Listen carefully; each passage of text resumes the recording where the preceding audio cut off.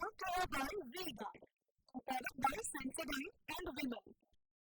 We are Zubal. ગુજરાતના પ્રતિનિધિત્વ લઈને પણ આપને સમાચાર આપી દે કે ગુજરાતમાંથી કોણ હશે મોદી 3.0માં ગુજરાતમાંથી કેટલાક સાંસદોને કેબિનેટમાં સ્થાન મળી શકે છે, જેમાં અમિત શાહનું નામ નક્કી, એસ જયશંકર કે જેઓ મોદી 3.0માં સામેલ હોઈ શકે. આજે તેઓ આ મીટિંગમાં પણ સામેલ હતા. જેપી નડ્ડા, મનસુખ માંડવિયા,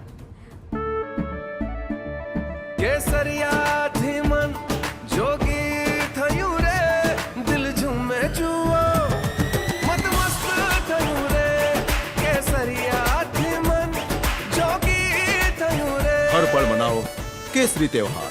विमल, बोलो जुबान केसरी. આ તરફ ભાવનગરના સાંસદ નીબુબેન બાંભણિયાનો પણ મંત્રીમંડળમાં સમાવેશને લઈને જાણકારી મળી રહી છે. અમિત શાહ, સી.આર. પાટીલ પણ આજે વડાપ્રધાનના નિવાસસ્થાને પહોંચ્યા, જેઓને પણ ફોન આવ્યો એટલે નક્કી મનાઈ રહ્યું છે કે તેઓ પણ 3.0માં સામેલ હશે. સી.આર. પાટીલ ગુજરાત ભાજપના પ્રદેશ અધ્યક્ષ, નવસારીથી સાંસદ અને નવસારી બેઠકથી સૌથી વધુ લીડ સાથે તેઓ જીતતા આવે છે.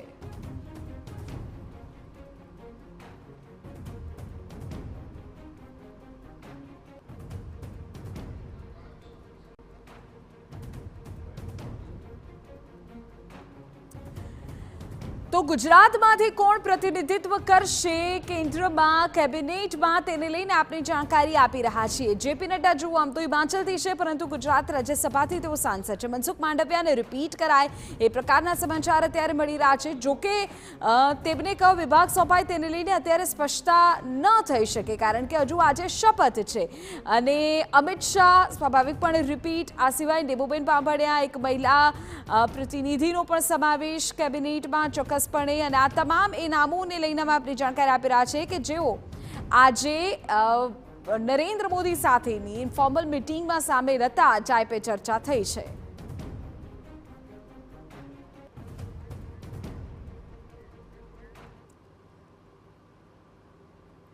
ત્યારે આજ મુદ્દે વધુ જાણકારી મેળવીએ. કિંજલ પર સંવાદદાતા જોડાઈ ગયા છે. કિંજલ, ગુજરાતમાંથી કોનું પ્રતિનિધિત્વ હવે નક્કી થઈ ગયું છે? કેટલાક રિપીટ તો નીબુબેન બાંભણિયા કે જેઓએ પાછલા ટર્મની પણ જો વાત કરીએ ભાવનગરમાં, તો એની લીડને પણ રેકોર્ડ તોડ્યો છે, એમને પણ સ્થાન મળ્યું છે.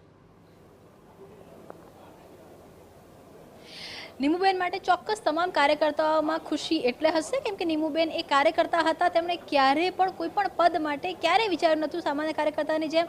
હજુ કાલે પણ TV9 સાથે વાતચીત કરી હતી ત્યારે પણ તેમણે ખૂબ જ સહજતાથી વાત કરી હતી. એ નીમુબેન બાંભણિયાનો સમાવેશ પ્રથમ વખતે સાંસદ તરીકે ચૂંટણી લડી રહ્યા હતા, લીડથી જીત્યા છે અને એ નીમુબેન બાંભણિયાનો સમાવેશ મોદી સરકાર 3.0માં થઈ રહ્યો છે. ખૂબ મહત્વની વાત, MOS છે મોદી સરકારમાં બનશે. તેની સાથે જો ગુજરાતની વાત કરવામાં આવે તો ગુજરાત જે નામ પર મહોર વાગી ચૂકી છે તેમાંથી અમિત શાહનું નામ છે, તેની સાથે મનસુખ માંડવિયાનું નામ છે, તેની સાથે વાત કરવામાં આવે તો સી.આર. પાટીલનું નામ છે. આ ત્રણેય નામોને આ વખતની જો એક ફોર્મ્યુલાની વાત કરવામાં આવે તો 6 સાંસદ દીઠ એક મંત્રાલય, એ પ્રકારનો એક ફોર્મ્યુલા છે તે આખા રાજ્યમાં નક્કી કરવામાં આવ્યો છે. ગુજરાતમાંથી 25 બેઠકો છે તેની જીત થઈ, 25 બેઠકો પર જીત થઈ છે 26માંથી. ત્યારે આ જે 3 નામ છે અમિત શાહ, મનસુખ માંડવિયા અને નીમુબેન, આ ત્રણ જે નામ છે તેમને જે ભાજપ ગુજરાતના કોટામાંથી તેમને કહી શકાય કે મંત્રીમંડળમાં સમાવેશ કરવામાં આવ્યો છે. ત્યારબાદ જો બીજા 2 દિગ્ગજ નામોની વાત કરવામાં આવે તો બીજા 2 નામોની અંદર સમાવેશ થાય છે એસ જયશંકર અને જેપી નડ્ડા, કે આ બંને કહી શકાય કે રાજ્યસભાના સાંસદ છે અને આ બંનેનો પણ સમાવેશ કેબિનેટ પ્રધાન તરીકે કરવામાં આવી રહ્યો છે. એટલે આમ જોવા જઈએ તો ગુજરાતમાંથી 5 જેટલા જે કહી શકાય નેતાઓને કેન્દ્રમાં સ્થાન મળ્યું છે. અમિત શાહની વાત કરવામાં આવે તો પણ, જેપી નડ્ડાની વાત કરવામાં આવે તો પણ, એસ જયશંકરની વાત કરવામાં આવે તો પણ, સી.આર. પાટીલની વાત કરવામાં આવે તો પણ, મનસુખ માંડવિયાની વાત કરવામાં આવે અને નીમુબેન બાંભણિયા, એટલે કે 6 જેટલા લોકોને મંત્રીમંડળમાં સ્થાન છે તે મળ્યું છે. બેઠક પૂર્ણ થઈ ગઈ છે અને સૌથી મહત્વના સમાચાર કે બેઠકમાં શું ચર્ચા થઈ તો હજુ મંત્રીમંડળને શપથ લીધા નથી. મંત્રીમંડળના શપથ પહેલા જ વડાપ્રધાન તરીકે શપથ લેતા પહેલા નરેન્દ્ર મોદીએ પોતાની સ્ટાઇલથી કામગીરી શરૂ કરી દીધી છે. મંત્રીમંડળની આજે સાંજે શપથ થશે ત્યારે 100 દિવસનો શું એજન્ડા હશે, 100 દિવસમાં કયા કામો કરવાના હશે તેની પર આજે એક જે રોડ મેપ છે તે તૈયાર થઈ ચૂક્યો છે. પેન્ડિંગ યોજનાઓ કેટલી હતી કે જેને આગામી સમયમાં અમલ કરવાની હતી પરંતુ આચારસંહિતાના કારણે અમલ નહોતી થઈ શકી તે યોજનાઓ ઉપર પણ ચર્ચા છે તે થઈ ચૂકી છે. જેને પણ જે વિભાગ મળે તેમાં ઝડપથી કામગીરી શરૂ કરે તે પ્રકારની ટકોર પણ નરેન્દ્ર મોદી દ્વારા કરવામાં આવી છે. 100 દિવસની સાથે 5 વર્ષના રોડ મેપ પર પણ ચર્ચા થઈ ગઈ છે. જો ચૂંટણી પહેલા જ્યારે છેલ્લી જે એક ગૃહની અંદર નરેન્દ્ર મોદી વડાપ્રધાન તરીકે તેમણે કહ્યું હતું કે આગામી 5 વર્ષની અંદર ખૂબ જ કપરા નિર્ણય લેવામાં આવશે. આ વખતે પણ જે કેબિનેટ હતી મહત્વના મુદ્દાઓને લઈને ચૂંટણી દરમિયાન પણ કેબિનેટ મળી હતી પરંતુ 5 વર્ષનો રોડ મેપ અને 100 દિવસની કામગીરી છે તે નક્કી થઈ ચૂકી છે. 2047ની વાત હંમેશા ભાજપ સરકાર કરતી હોય છે તો વિકસિત ભારત 2047 માટે જે પણ પગલાં લેવાના છે તેની શરૂઆત આવતીકાલથી જ થવી જોઈએ તે પ્રકારની વાત પણ છે તે કરી છે.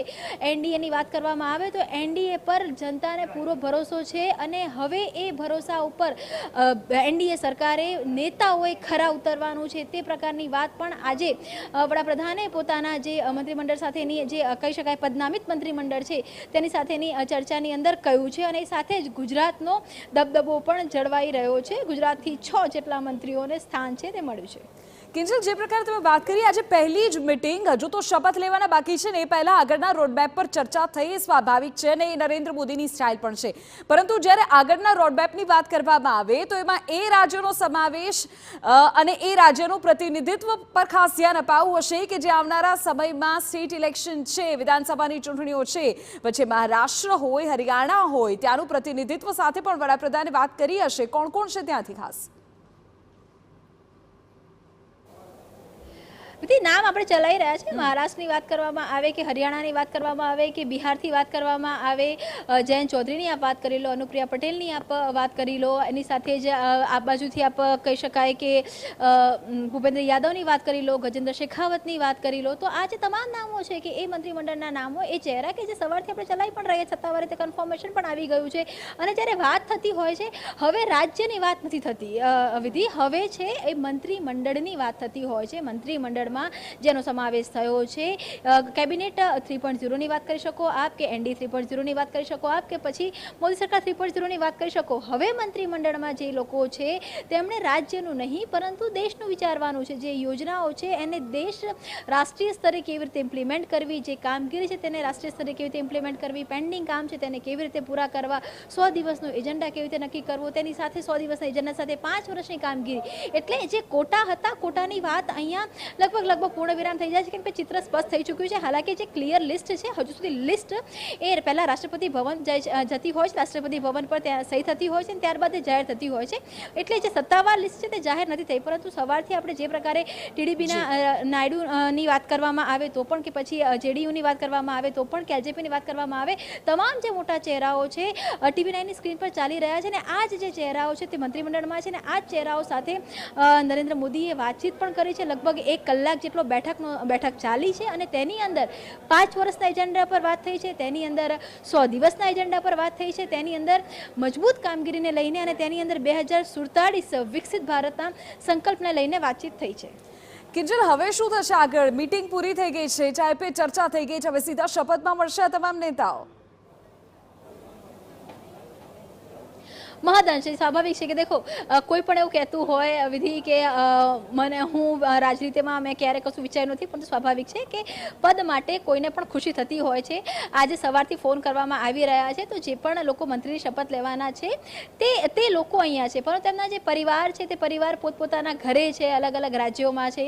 તો એ પરિવારના સભ્યોનું પણ હવે અહીંયા દિલ્હીમાં આવવાનું શરૂ થઈ ચૂક્યું છે. મહદઅંશો માનવામાં આવી રહ્યું છે કે હવે જે સમય છે 6 વાગ્યા સુધીનો એ તમામ જે પદનામિત મંત્રીઓ છે એ તેમના પરિવાર સાથે અથવા તો તેમને બીજો જે સમય જે પેન્ડિંગ કામ હશે તે પૂર્ણ કરશે અને ત્યારબાદ 6 વાગ્યાથી આ તમામ લોકો તેમના જે આમંત્રિત મહેમાનો છે તેમની સાથે રાષ્ટ્રપતિ ભવન જશે અને શપથ લેશે. બિલકુલ, અને ફોન કોલની ખુશી પણ ચોક્કસપણે બનાવવાની હશે. કિંજલ, આગળ પણ આપણી પાસેથી અપડેટ મેળવીએ છીએ.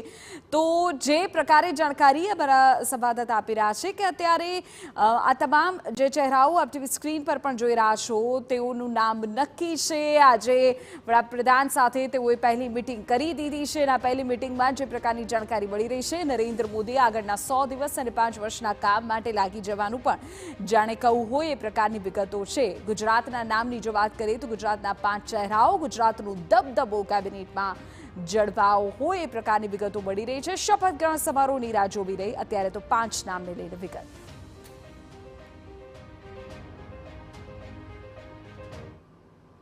Brought to you by Zebra, empowered by Sensodyne and Women. There is the